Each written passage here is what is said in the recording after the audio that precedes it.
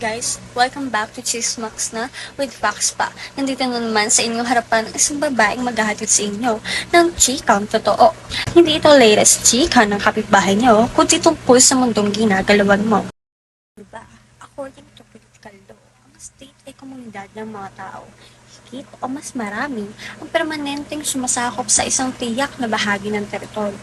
Malaya sila o tayo sa eksternal na kontrol at nagtataglay ng organisadong pamahalaan o government.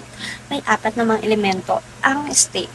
Una ay people, government, territory, at sovereignty na siyang bumubuo upang matawag na state ang isang bansa.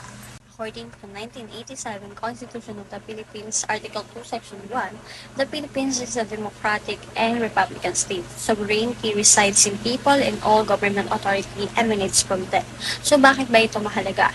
Mahalaga ito hindi lang dahil parte tayo ng isang bansa o di kaya dahil nasa sa atin ang kapangyarihan mag-participate o makialam sa mga usaping ganito.